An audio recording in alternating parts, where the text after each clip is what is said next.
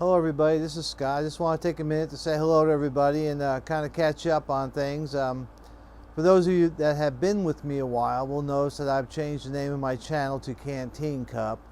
And no, I'm not trying to hide under a pseudonym, and I'm not trying to go clandestine or not. It's just that I am also creating a podcast channel, and I've decided to make both of them the same name, and I chose Canteen Cup. So that's really why that is. And someone says, well, why are you doing a podcast channel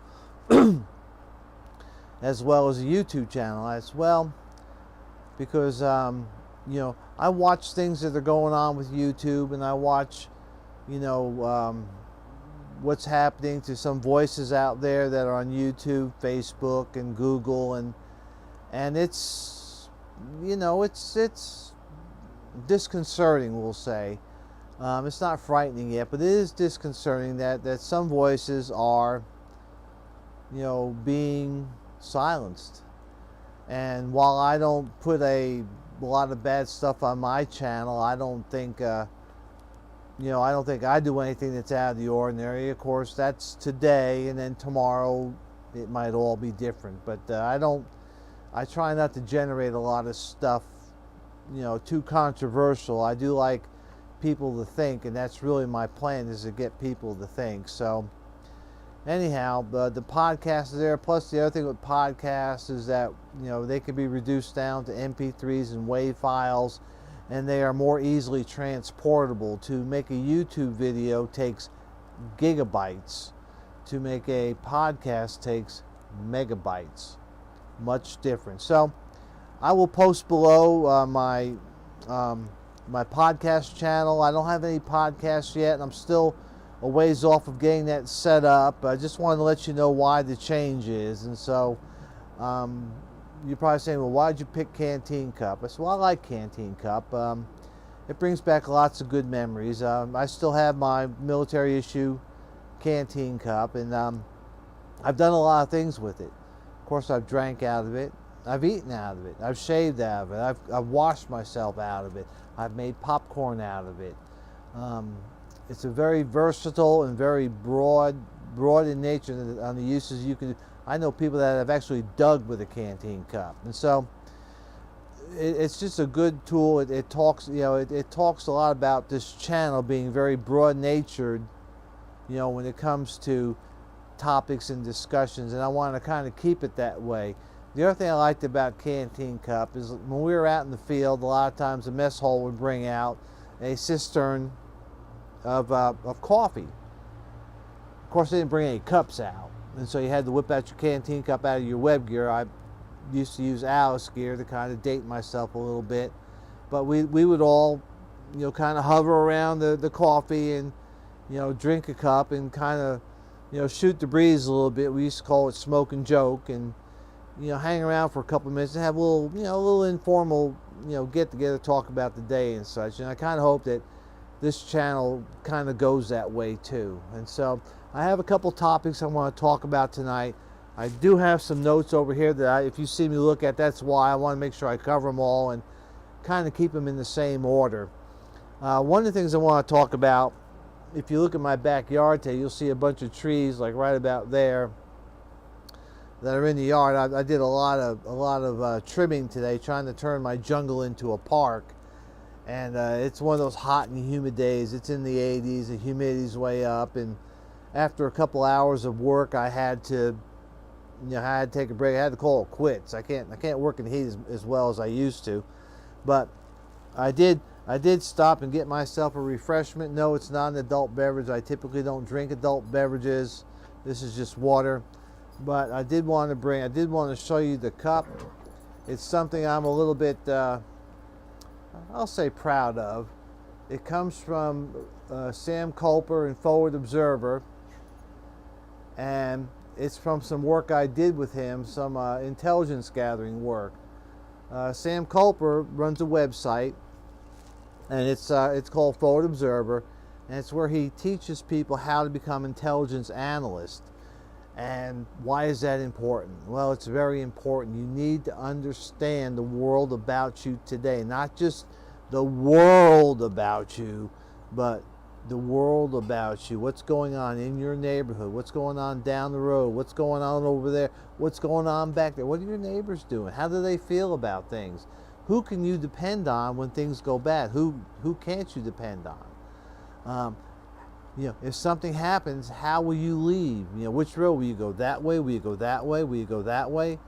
There's a lot to know and understand. And what if you decide to go that way, and 4 or 5 miles down the road there's a roadblock, and what those people want to do is take everything you own, including maybe your wife and children, and leave you with nothing if you're still alive. Whereas if you had some intelligence about that, you could sit there and say, well, we're not going that way, we're going that way. That's why it's important. If the zombie horde is coming towards you, do you want to drive into the zombie horde, or do you want to drive away from the zombie horde? Having intelligence, gathering intelligence will help you determine what is the best for your family and or your group.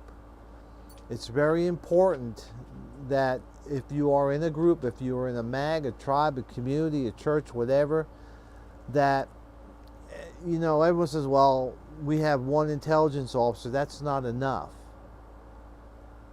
One intelligence officer really cannot collect and process all the data that comes in a given day. You probably need 2, 3, or 4 per shift.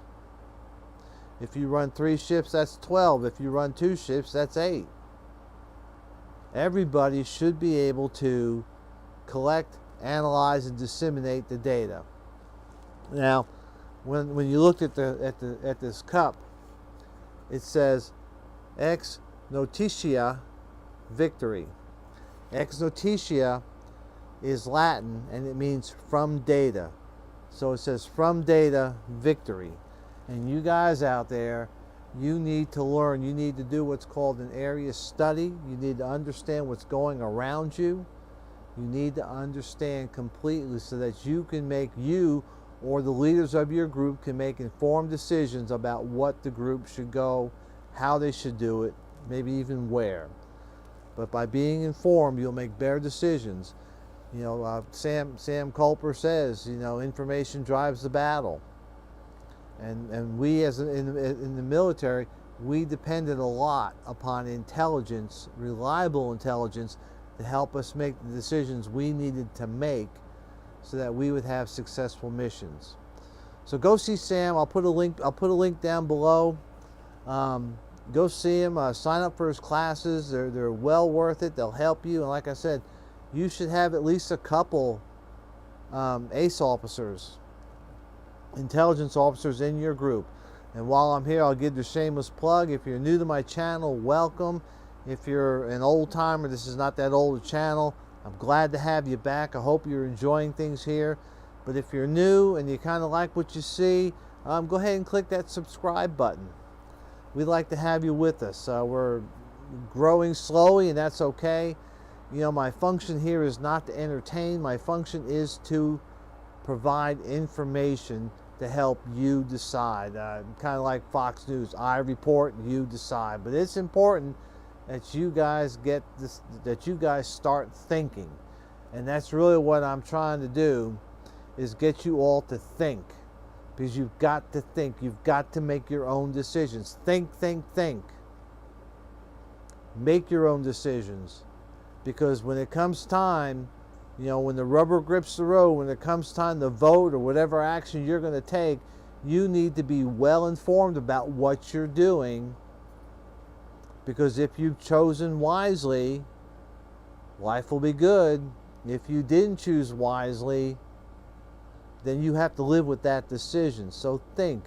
There's so much information out there now that you can look at and discern through and see. There's so many reports from the federal government that are available. The CDC, you want to learn about deaths in America. The Center for Disease Control, the DOJ, Department of Justice, they talk about lots of different things. There's all sorts of information out there. Go looking for it. It's a Google search away. But be informed. Okay, moving along, I saw a couple things today, on the Internet of Things, and I wanted to share with you. One was a Democratic Congresswoman. I think her name is Jayapal. I may not be pronouncing it right, but it's Jayapal. She's the Congresswoman from Washington, and she's one of the co-sponsors for the Medicare for All bill. And I know a lot of people are saying, oh, this really sounds good. Everybody gets free health care. Everybody is going to be taken care of from cradle to grave. Okay, well, let me talk about this. Is one thing she mentioned right off the bat was that if this bill is enacted, it's going to displace about 1 million workers. Let me say that again. It's going to displace about 1 million workers. And she says in her bill that she's going to make, they're going to set aside some money to help re-educate, to help retrain, to help, help them through this transitional process when they go to other jobs, or maybe if they're old enough, they can just retire. I used to work for the federal government. I know federal government, that may be well and good today, but that program could be defunded tomorrow. So if I was one of those 1 million healthcare workers, I would be worried. Pointing at my dogs. I would be worried. There's no such thing as a free lunch. And talking about this, if we go under a universal health care, if we go to Medicare for all, Obamacare type things, that's going to destroy the free market for health care. And I'm talking about providers, pharmaceutical companies, I'm talking about nurses, anesthetists, anybody involved in healthcare, that you are no longer in the free market. And because of that, buttons, quit. And because of that, you will not be able to necessarily negotiate your wages as much as you would like to, because the government will set how much they're willing to pay for each job description. Doctors will get so much, nurses so much, and it's no longer a free market. In other words, if Hospital A would really like to have a doctor from Hospital B, they can no longer say, we'll pay you more money if you come work for us, because everybody's making the same money. So there's no longer going to be a free market, because the government's going to determine how much they're going to pay for whatever medical service you need. It's no longer under the free market. See, when you have private health insurance, that's competitive. And so they themselves work to reduce costs and still give you quality of care. And so they can bring the price down, they can bring the insurance premiums down, but they still have to pay the doctors, and the doctors in the hospitals can still set their own fees, or they can negotiate those fees. Once it becomes government, the fees are set. And because the government no longer has any competition, they no longer feel the need to cut costs or provide the best service, because it's all the same now. There's no longer competition. Free market societies drive innovation because they try to give you more for less. So when we see this experiment, and we'll talk a little bit about the experiment here in a little bit, be careful what you wish for. Because right now, a think tank, a left-leaning think tank, did a study, I think this is about a year or two ago now, and they determined that over 10 years, it's going to cost the government about $32 trillion. Let me say that again, $32 trillion. For those that can't quite wrap around what $1 trillion is, it is 1,000 billion dollars, or it is $1,000,000 million. Think about that. That's a lot of money. But what people in these universal health care things, when they start talking about this, the one thing that they don't mention is who's going to pay for it. Yes, they can turn around and say that we're going to tax the rich, but let's think about this a little bit. If the government was able to go take all the money from all the rich people, boom, take it like that, that would only be about $8 trillion, and that's if they can get it, because these people who make a lot of money, who have a lot of money, they didn't get it because they were stupid, and they didn't keep it because they were stupid. And if they see this coming, they're going to move that money to some place where the federal government cannot get it. But let's just say, for right now, that the government was able to get all that money. Okay, so that's $8 trillion minus $32 trillion. Oh, that leaves $24 trillion. Where is that going to come from? I will tell you, it's going to come from me, and it's going to come from you in the form of taxes. And what are the taxes going to look like? They're probably going to look like your insurance premiums, if not a little bit more. So, did you really gain with this free health care? Or did you lose because now you're paying more and you're probably not getting as good a care as you did when it was privatized? So just kind of think about this stuff. Like I said, think. When someone talks about giving you something for free, you have to ask, where is the money going to come from? If I'm not going to pay for it, where is it going to come from? Same thing they talk about free education. Those professors are not going to work for free. Those universities are not going to stay open for free. That money has to come from somewhere. Guess what? It's going to come from you, and it's going to come from me in the form of higher taxes. So think, use this. That's all I'm asking. Ask the questions. Where's the money going to come from? Who's going to pay for it? Ask. Because it's important to know. Because it affects you directly. You can't hide your head in the sand and think it's going to go away or pass over you. It's going to happen. This is your legacy. It's not mine. My legacy's gone. This is yours. This is what you're going to end up with. And then the one last thing I want to talk about is I watched a 2.5-hour YouTube video today by Glen Beck, and the title was called Socialism, A Warning from the Dead.